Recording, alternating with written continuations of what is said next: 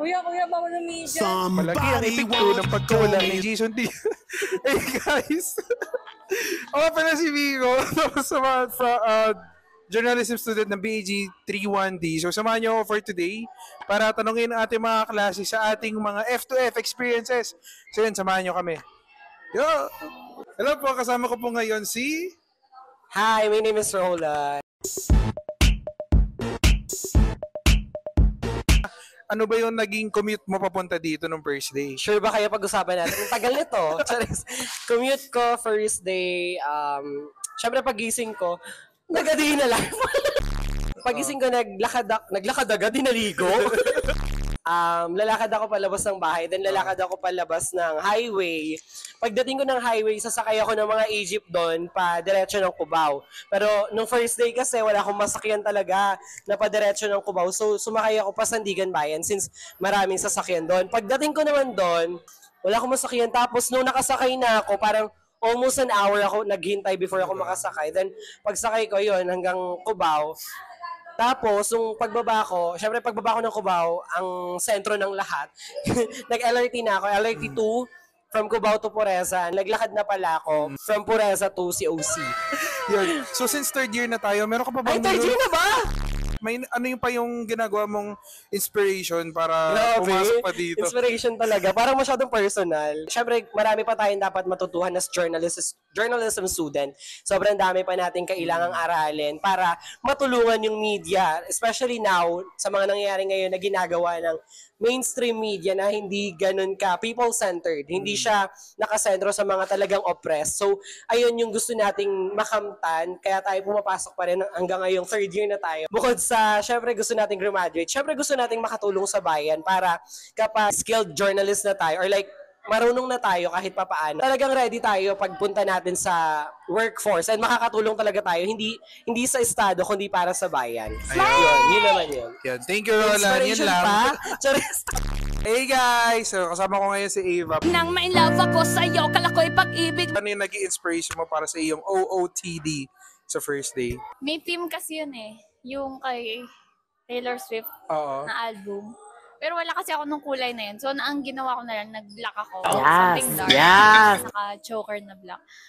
Tapos, wala. Yun lang. Wala naman masyadong inspiration. Parang, kinuha ko lang yung damit. Ayan. So, tingnan natin. Meron ka pala mong fashionista. Ayun. Yan, sige, so for the next, sige, ano yung tip mo para sa mga freshmen natin na papasok ng first day? May mabibigay ba? Matulog talaga. Kasi lagi akong kulang sa tulog. So parang kung kaya niya talagang matulog, matulog kayo. Kasi sobrang essential niya. Kasi pag wala kang tulog, parang pag may klase, hindi mo talaga mabilis mapipick up yung mga tinuturo sa'yo. So yun, matulog. Yes naman. So yun naman sa akin, kailangan talaga matulog. No? Sige, move na tayo sa next natin. Thank you. Hey, Sa. Ano yung first meal mo? Hindi, pagdating ko. Huh? Bago naman natapit tayo. Bago naman natapit tayo. Ikaw. Kamusta ang first day? Masaya ka? May cardboard ba?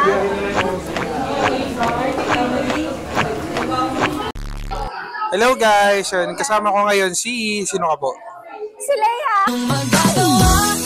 Taga Maynila. Okay, siguro may question lang ako sa'yo, Leia. Sige, ano yung question ko? Yung question ko. Wait lang, nakalimutan ko yung question. Ayan, siguro if you could describe siguro yung first day mo in one word. Ano yung word na yun? Yung word ko, stress.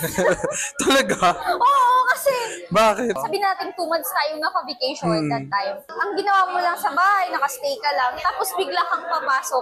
Hindi mo may adjustment period naman. So, nabigla ka. Mabibigla ka kagad. Tapos, nandyan na yung may nagturo kagad. Yung iba naman kasi, yung yung grading system nila, ganito, ganyan. Stress kagad. Grabe stress. Parang same kami. Parang wala pang isang week umiiyak. Parang wala pang 1 week, parang umiiyak na ako. Napansin ko na. Ay, dito pa nakot sa first year, Hindi kami kayo tinatakot. Nakapagod lang yung biyahe. Yung biyahe lang talaga. Yan. Yun lang. Thank you, Leia. Oh, yun lang talaga. Gusto mo more? Hindi, okay na. So, yun lang po guys. Kasama namin ngayon si Angel. Si Angel kasama namin ngayon. So, maya yan, may asa mga questions sa kanya. So, Angel, may nilulook forward ka ba mga people whenever pumapasok ka dito sa PUP nung first day? Siyempre yung circle of friends ko, kasama si Miko Talaga? doon.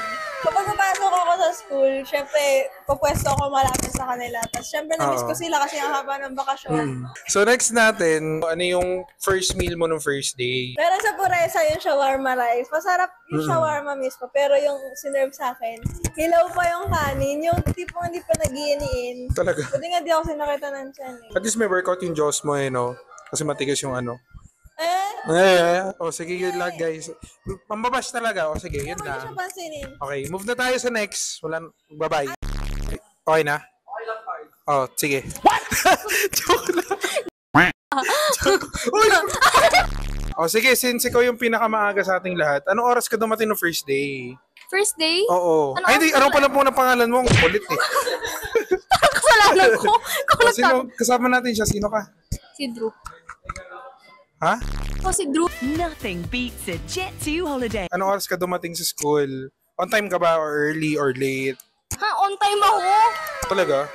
Oo nga. May galit to sa akin. On time ako. Oh, what time ka dumating? Anong oras magpasok? Tapos, siguro, may ginalaan ka ba after school? Or...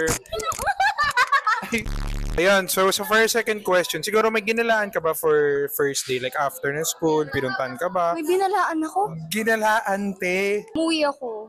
Ay, Talaga? Ano ba talaga? yung ginawa ko, pumunta akong Jollibee, syempre. Ah. Kaso, hindi sila tumatanggap ng cashless.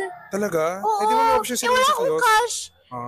Pag ginastos ko yung wala nang pamasahe. Talaga? O, hindi ako kumain. So, ending. Bawa ka naman. Oh, hindi nga ako gumala. Sige, yun lang po. Thank you. Next. Hello. So yun, napagod na po yung videographer namin, kaya ako na po mag-outro. Yun, hello guys, maraming salamat sa pag-watch.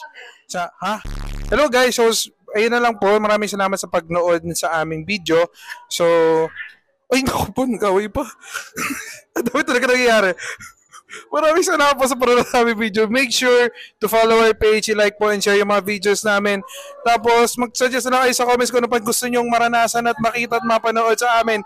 Salamat po!